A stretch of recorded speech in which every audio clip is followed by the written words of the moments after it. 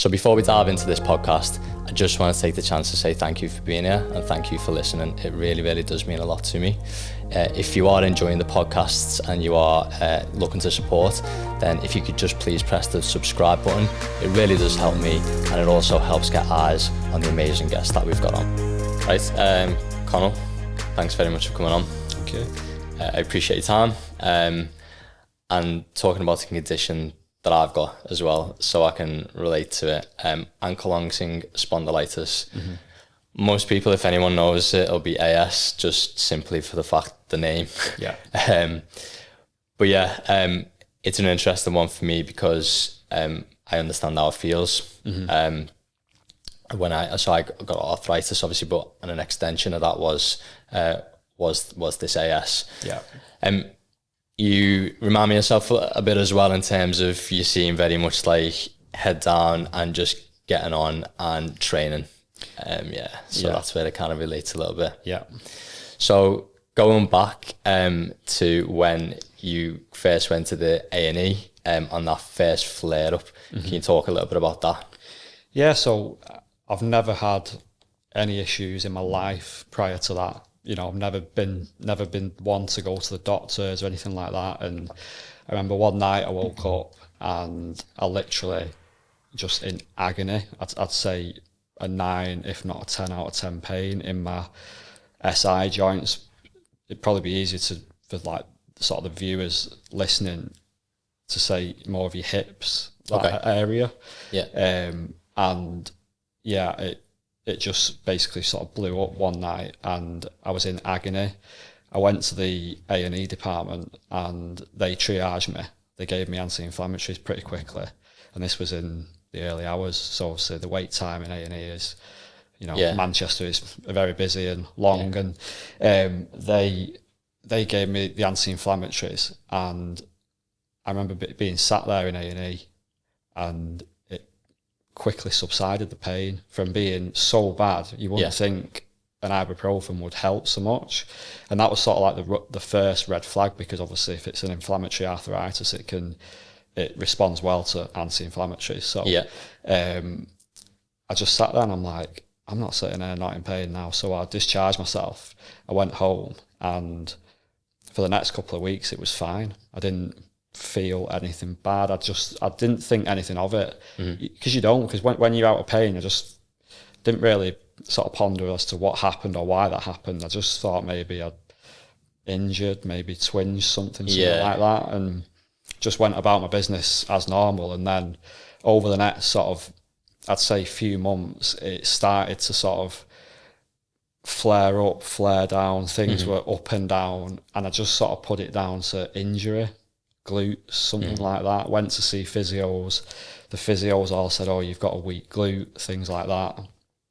And I started to really sort of consider things then, because it was weeks where it was getting quite painful. I'd fast forwarded on from sort of the A&E visit now for a good few months now, but it was never enough for me to wonder. It was more just, I thought I had sciatica or something. Not, I can imagine that there's some people with sciatica who are suffering with it, but I know what you mean. I kind of thought that it wasn't a big deal. It just sort of quickly after that point sort of spiraled down. From when things were good, I didn't think much of it, but then the bad times got longer and longer until eventually the bad times were sort of all the time, and there was no period of okayness, if that makes sense. It was just consistent. But eventually it just got worse and worse and worse until it was always bad. Was you training through this time? See, I wasn't as big. I've always been into doing something. I've always had 3 dogs that have kept me busy and things like that, walking them and stuff like that. Yeah. And I was training through it, but I don't think if it came now when I was training as I am, I think it would affect me a lot more. Yeah. Because it would take me away from something that I love doing. So it wasn't as much of a big part of your life then? It wasn't. It was more just a bit of a routine. I was just going to the gym. I didn't have my eyes set on, like training in terms of ironman, triathlon, things like that. That wasn't really on the cards as such. Yeah. I do remember I was getting into running at the time, and I was running with one of my mates, and I remember being in agony. We were doing some sort of like hill running and things like that around our local area, and I remember him. I was speaking to him about, and I think I chewed his ear up about the whole how I felt for the whole run. Yeah. I was that bad, but I look back now and I think, why on earth did I put myself through that much pain? Because I didn't know at the time, but I've got an inflammatory disease and I'm trying to run through it thinking it's nothing. And I think I was probably too hard on myself at the time, thinking it was nothing. But I think probably as men as well, it's just typical, isn't it, that you don't go and get things checked out and you're just trying to crack on and do your day to day because life's, busy for everyone, isn't it? You've got the dogs, house, trying to train. You don't have time to depart from that and crack on and try and see what's going on. And it's in them little moments as well when you're training, especially with somebody as well. Yeah. And you just want to like keep going. Yeah. And just enjoy it. And Where was the pain when you say you was in agony? Was that in and around the hips again, was it? Yeah, so for me it when it all started, it was really bad on my right SI joint, so that real deep glute pain. It wasn't painful to touch or anything like that. It was just really deep into the glutes. Never on my left side, so I say glute, not glutes. It was really deep on the right side, and it never really was anywhere else from what I can remember. It did develop it did go sort of into my spine, sort of lower lumbar spine, and then into my ribs. And I do remember I'd have days or weeks where inhaling would be really painful, and I never put it down to something that would be related to that, because why would you? And I think that's part of the problem, is that things were going on that I couldn't connect, because if your ribs are hurting, why would you think that's got anything to do with some past pain with your glutes? Yeah, exactly. And that was, I just assumed I'd had like a chest infection without a cough, which I look back now and is daft, but you can't like associate, you spend quite a long time there, like not really knowing. When I kind of got my diagnosis, it was quite rapid, it was quite quick. A similar situation to yours there with me. I was doing a charity bike ride which I'd organised, and it was a static bike ride, this one. So I've done ones in the past which have just been out on the road and stuff, but this one was a watt bike. And it was a 24-hour ride, and I've been training for it, and it was I was going to cover between 500 and 600k in 24 hours non-stop, and I'd set it up, done it, raised money for the charity and everything. And then 6 hours into the ride, I started to get these like pains in like my body, like you're saying there, that I'd never had before. And I was like, wow, this does not feel natural. And I knew it was a pain different to what, what training pain feels like and stuff, and it wasn't that. And I know I still had like, 20 hours left, possibly 20 hours or 18 hours left. And I was in exactly the same position as you. I just thought, I'm going to get through this and then I'll deal with it afterwards and see what it is. That's it, And you do. It's stupid now I look back at it. It was probably one of the catalyst moments that started the condition developing further, like quite rapidly. But I was diagnosed quite quickly after it all. But you kind of went through this spell of trying to figure things out. So how did the diagnosis come about? So obviously, as I said earlier, I'd been to several physios, and I actually went to see a physio called Emily Rocket, and I remember this like it was yesterday. She has a bed, and obviously she was obviously doing my glutes and things like that, and on the bed I could see, you can see the door, and on the back of the door she has a poster on it, and it's for Ankylosing Spondylitis. Oh, right. And she actually said, I'd been to the doctors and stuff like that, they'd sort of fobbed me off and just said, you could go and see a physio, things like that, which I was doing. And she was like, you should get checked out for that, because you kind of like, at the time I was 23, so young lad. It responded well to anti-inflammatory, so I fit all the bill. It was SI joint pain, which is where it typically starts, and then obviously tracks up. And she said, you should get checked out for that. And it was a bit of a, sure, like surely not type thing. And obviously typical. I didn't go on to like pursue that. I didn't go to the doctor and say my physio thinks it could be something like this, but she was right all along. And then I went to the doctors again, and I seen another, like it's quite a big practice, so you see a different doctor every time you go, which is sometimes fortunate because you can get almost a second opinion then, can't you? Yeah. And she was assessing my sort of everything I told her and things like that, and she said, you need to get referred. And I thought nothing of it. So I went to somewhere in Rochdale, and he wasn't like a rheumatologist or anything like that. I can't really remember what he was exactly, but he did a load of physical tests on me. I'm fast forwarded now a couple of months, so by this point, I wouldn't even say I was like in agony or pain. I was suffering. Like it was I wouldn't say a dark time, but it was a really hard time to deal with, again, physically, mentally, and things like that. And he said, you need an MRI scan. So I was like, okay. Got the MRI scan done, and he sent me this letter.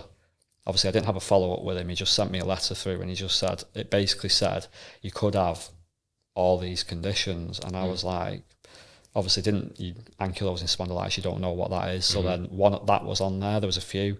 I think rheumatoid arthritis was on there. And obviously, you start Googling all these conditions and you're just thinking the worst. Not matching up with probably what you're feeling. Yeah, like these lifelong conditions. Then he was like, oh, by the way, the wait for a rheumatologist is 4 months. So he's given me this basically piece of paper with all these, progressive diseases on them and said, you might have one of these. Come find out in 4 months. And it's a bit like, okay. Yeah. So fortunately, I've got private healthcare with work, so I pursued a rheumatologist through that. Yeah. And knowing I'd needed to see one and I could get seen to pretty quickly. Yeah. So I did do that. And he did another MRI scan of me because by this point it had switched to my right side and then I had rib involvement and things like that. And he'd sort of asked me all these questions and he said, I need to see what's going on now because the right side that had been giving me pain for the past 2 years since that initial A&E visit, that had subsided and it sort of moved to the left side. And that I'd have took the right side pain over the left side pain in a heartbeat, and that just started out of nowhere and just became horrendous to the point where I wasn't walking, I couldn't dress myself, I remember just not being able to put socks on, things like that.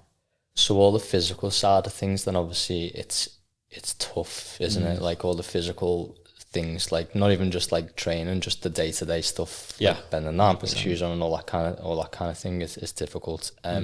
Can you paint a little bit of a picture then of probably one of the parts that we might not really speak about too much, which actually is the mental impacts and the kind of the vulnerability of at the time, feeling isolated, just you as a person in that period, that dark period, like you say, like in all honesty, what was the mental health impacts and kind of thoughts in your head at that time? Well, I think that obviously where it was really bad was during that sort of winter time that I've mentioned, and it was tough, just because for one, I think the problem with AS is that not many people have it, not many people know about it, not many people know what it is and how bad the pain is. So you do, I've not got we don't have a really close-knit family or anything like that. So I think I really struggled on that side because I didn't really have many people to lean on. And if I did, I think people couldn't understand it. So like you say, that like the isolated feeling was probably the worst for me because you're just kind of trying to crack on with your life. And it's like a fire in your body that's it's immense, the pain sometimes, and it's really tough. What was your mentality? Did you have any things that you would say to yourself or anything that you would like, habits that you as a go-to to get through then difficult punch? To be honest, not really, no. It was more, I look back on it and I'm more sort of proud of myself now as to sort of what I'm doing with myself now. Yeah. Because I think back as to what happened, I am genuinely proud of myself for how I've just come out of it and not really made it a big deal to anyone. I just got on with it. And I did have a period where I didn't speak to a lot of people. I didn't see my friends much because I didn't realise at the time that I was sort of, maybe isolating myself from people, because I was just trying to literally survive it. Rather than worrying about if I'm, going out on the weekend and things like that. It was just literally your priorities getting change through things. 100%. And I didn't really stop to think what was going on. I was just thinking, when's the next tablet? When's the next medication that I can have, just to try and take the edge off it, to the point where, as you'll know, like the naproxen and things like that, which I think we'll get onto the medication after that stopped helping. Which, it was that is the next natural point then. So kind of what I want to try and do now is transition into a bit about the training, and obviously your kind of more pain-free zone then. The transition into that then, how did the medication help, and how did you get to the point of, right, I actually feel okay now and I can start kind of getting on with my life and training again and stuff? So I was diagnosed, and luckily I went to see the NHS rheumatologist, which I had the 4-month wait for. The private rheumatologist diagnosed me. He said, you need treatment starting ASAP. So I was like, okay, because he said it's quite an aggressive, it's come on quickly, you're in a lot of pain. The NHS rheumatologist seen me that 4 months later, because the biologic treatment that they offer, which is essentially an immunosuppressant to stop the immune system from attacking the joint, basically. She said, we'll get you on them sort of as soon as, which was, I was at a point where I didn't care what they gave me, because I didn't genuinely feel like if that carried on, or there was no options for me, I wouldn't have had a life worth living, because at the age of, I think 25 now, 26 now, but 25 then, it was relentless. And I felt like I'd had quite a lot of time stolen from me for that sort of like winter, especially where I wasn't able to do much at all. And the treatment started, and they said that they were going to give me the biologics via injection, and I was like, okay. I'd done a lot of research into it by this point. I knew what they were, how they worked and things like that. I knew the risks around them and things like that. And for me, I know it's a personal dependent decision, isn't it? And for me, it got to a point where I just couldn't bear living in a state like that. It was just what wasn't right. So I remember they invited me in to basically, they teach you how to use the injections and things like that. And they were like, so we'll get like the third party company will deliver them to you, to schedule a delivery in a couple of weeks and things. And I was like, and I kind of came here for something today, right? And she's like, I can't give you anything today because you'd have to be supervised with it and stuff. I was like, can you not supervise me? Because I was like desperate by this point. And she was like, but they won't work immediately. It's not like an instant pain relief thing. It's not a pain reliever, is it? It's a really, really strong sort of immune suppressant, isn't it? And I just said, if you can just give me one or something like that, and they actually did. She was there for it. They gave us one. So obviously you inject every 2 weeks. So then she knew that I'd have something by 2 weeks to then continue. So I took that on the appointment was on the Friday, and I was in 10 out of 10 pain in this left SI joint at the ribs and things like that. And by the Sunday, I'd say I was about 60 to 70% better. Right, nice. Which is reasonably unheard of from my experience, because I'm on a lot of groups and people speak about it, and some people are unfortunate and don't get any positive effects from them, things like that, which I don't think they know why.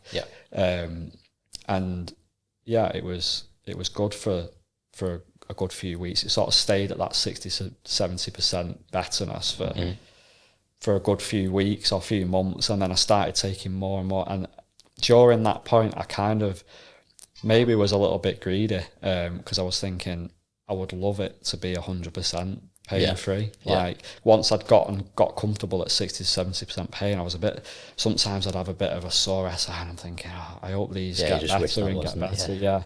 And it did, and I carried on obviously taking them every 2 weeks, things like that, and it just got better and better and better. And I remember I worked quite closely with my triathlon coach, and I kept him in the loop with things, and we did a lot of like sort of workouts. If I was like, during the earlier times on the treatment, when I was still sometimes sore, we'd program workouts that would get, say, like quite a bit of glute movement, things like that, lower back exercises, sort of just moving the body, which we know is, physical activity makes it generally feel better. But it is as you'll know yourself, can be a double-edged sword, because the part of the treatment plan is physical therapy. But if you're in that much pain, like I was in the winter that I keep talking about, I couldn't. If you can't put your socks on, you're not going to be able to go to the gym. So it's like, it was a bit of a double-edged sword, because it's like, you want me to go and train, but I'm not in the position to be able to try and help myself. And I think that's what a lot of people are stuck in. Just that place. You thankfully then reacted quite well to the medication. Really well. You started to get that feeling of reducing in pain, kind of bringing your life back to kind of maybe where it was. Thinking now about the next step, about actually training. And one of the parts of this big part of this podcast now is talking about a big part of the podcast now is talking about what actually training is like for you now, and how it benefits you, how it's helping you, especially with the condition. So how did that happen next? What was the next transition in terms of training? So by the point where I'd started to feel much better, I'd got in contact with the coach that I'm using now. I have a great relationship with him, and obviously he knew I think he knows a little bits about it and stuff like that, and he, makes adjustments where possible. And then he has done Ironmans, he's done high roxes, he's obviously an extremely fit guy, and he's quite a big inspiration, and obviously I speak to him every day, so he's quite a close person to me. Coach or not, he, sort of personally, I'd see him as a good mate now. And he I know he doesn't have AS or anything like that, but he does inspire me to sort of be able to do that. And from an AS perspective, I think for me, it's maybe a bit of a healing method, because I know that if I can do an Ironman, I think, don't quote me on it, but I think it's 0.005% of people do that and complete that. So surely I'm not in that bad. The condition can't be that bad if I'm able to go and do something that such a small minority of people ever end up doing in their life. Exactly. So that's sort of, it wasn't a conscious decision to say, I've got AS, so I'm going to go and do an Ironman. I think I'd done a few high roxes, things like that, functional fitness competitions, and I just started to think, well, I've had such a bad sort of year and a bad couple of years leading up to that, where I felt like it was a blessing to be in this position, 100% pain-free, the treatment's working great. Why not use a body that I basically had a second chance on? Definitely. Do you feel like what you've been through is helping you now when it comes to your mentality with your training, and probably being, I suppose, like grateful for what 100%. You can now do? Yeah, because the main thing for me, I think now I feel like a lot of my social media is geared towards fitness and things like that, and I do have people sort of speaking to me like, how are you so motivated? How are you doing? How are you so keen to do it? Like, how can you be bothered, type thing? And for me, it's not even down to being bothered. It's just, one, I enjoy it. Two, when you've had it sort of taken away from you a little bit, you do realise that you should be grateful for the one body that you've got. Because when your joints aren't working, you're not worth anything, are you? It just takes everything away from you. And that's really sort of been my driver, and it'll be the driver for the rest of my life now. And for the disease as well, the prognosis is better if you are training and things like that. So, Do you find that when you don't train or anything now like that, do your symptoms come back or anything, or does the training keep any symptoms at bay? Because I'm training so much, I went through a period thinking that it was the treatment that is 100% playing the game, basically. But as I've sort of been more aware of things now, like say, I work from home quite a lot, but I do 2 days in the office. And if I do 2 days in the office back to back of sitting in a desk, basically, I do get that lower back pain, sort of stiffness, and a bit of sort of activity in the SI joints. And more recently, I've had, if I'm driving for long periods or staring somewhere, sometimes like obviously my neck can be quite tight and stiff and things like that, which is a more of a recent thing that I'm probably just going to keep my eye on. But it's I think the training, because I'm doing it so much and I'm never really having much time off it, it's hard to know what it is. But I do believe that the training is putting me in the position that I'm in as well, which is why it'll hopefully never stop. Do you have any fears about training? Do you have any fears about the condition? Fears about the condition, yeah, because obviously there's a lot of, it's not just a bad back as people say it, the condition has the ability to be able to wipe you out, and there's some unfortunate people who have are in really bad states with it, the paralysis, things like that, and there's a lot of other issues around like having chronic inflammation in your body can cause issues with your heart, your organs, things like that, and like heart attacks I think are more at risk of people with AS and things like that. And there is that, because I think at 26 you don't really consider stuff like that if you've not been through anything. And maybe you shouldn't have to, but it is what it is, isn't it? And it does make me, maybe it's a blessing. The way I see it is, or the way I try to look at it now, is it's a life sentence to being healthy, isn't it? If you can keep it under control. And I'm ever grateful for, one, the NHS, with the treatments and I guess modern medicine being so good, and two, having the capability to be able to train how I do and things like that. It's, it is a blessing to be able to do that. And there's a couple of bits that I wanted to quickly touch on with you, just about what you are doing now. So obviously you've got a goal, you've got things set up now in terms of your Ironman. So what is your goal? And if you can just briefly talk about what a typical day now for you looks like when it comes to actually training, what do you do? So I've got a couple of events planned. So I'm actually 2 weeks out from a half Ironman. That's next Sunday.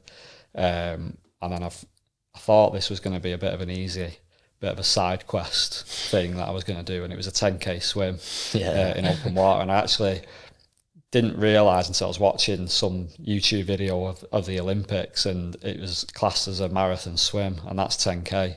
So I was like, okay, well, marathon, best get swimming. So and then I'm doing Ironman Leeds. Is that full Ironman? Yeah, that's the full Ironman in July. So you've got, in 2 weeks, you've got a half Ironman. Then when's the swim? June. So I'd say about 6 weeks-ish. So 4 weeks later, you've got a 10k swim. And then when's the full Ironman? 27th of July. That's a pretty serious 3 months. Feels it.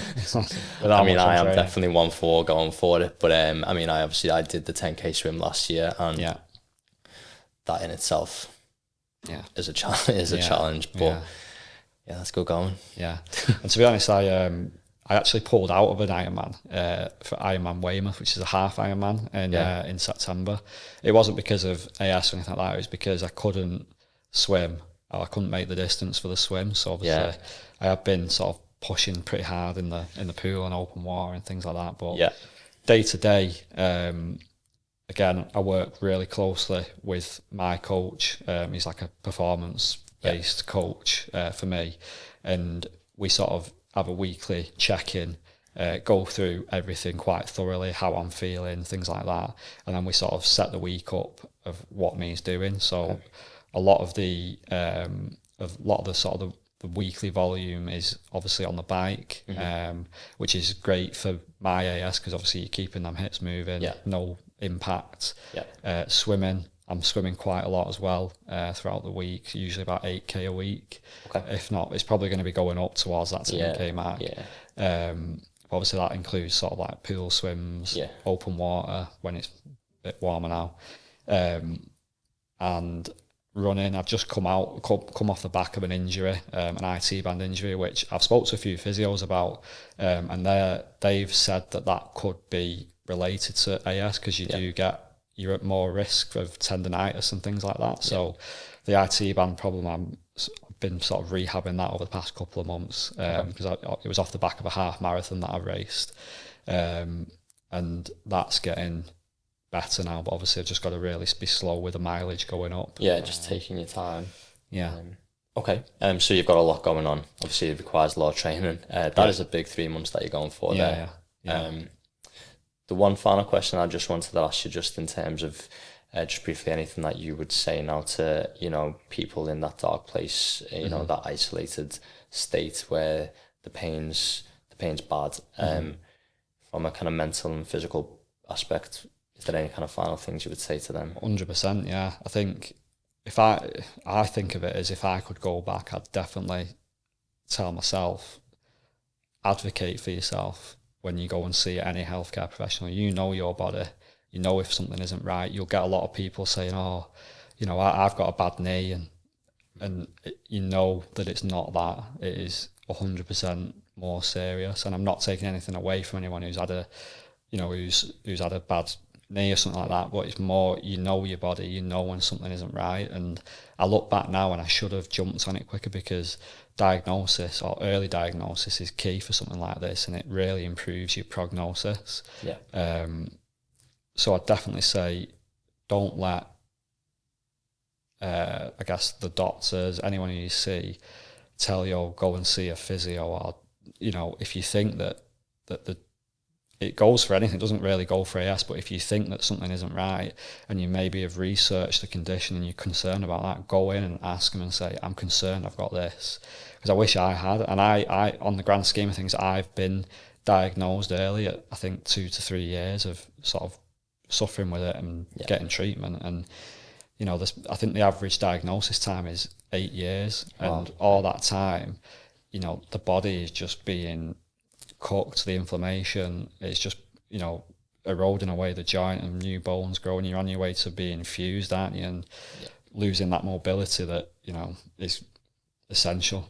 It's your life, isn't it? Yeah, and I think it's just really tough to deal with. There's not always something easy to say to people, is it, to say, you know, when they are suffering. But I wish I could have seen a podcast like this when I was going through that, if I knew I had AS, because I'd have seen that it's not a life sentence as long as you get treated, or, you know, as long as it's managed well and you can train and things like that, as long as you're proactive.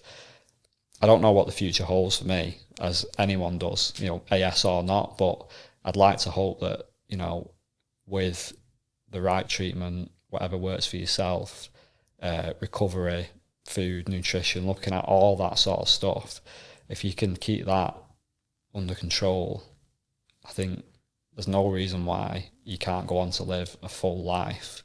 But I think you've just got to sort of adapt it. And but in terms of your question regarding if someone was in sort of a dark place and things like that, I think it's educate yourself on what's going on, learn to understand your body, and sort of know when something isn't right and act on it, and don't do what I did. Because I was lucky to get picked up for in the 2 years, but if I didn't see that one doctor, for example, I could have just said, "Oh, go and see a physio again." I could have, you know, still been suffering now, and my life would have been completely different. So, no, thank you. Thanks for covering everything. Thanks for going through your story, and it's good to see, you know, somebody that's come out of it all and is still motivated to do things, motivated to train, not just to train, but go on and actually do some serious stuff. So thank you. Thanks for coming on. Appreciate your time, and I know that'll help people. Thank you. Appreciate that.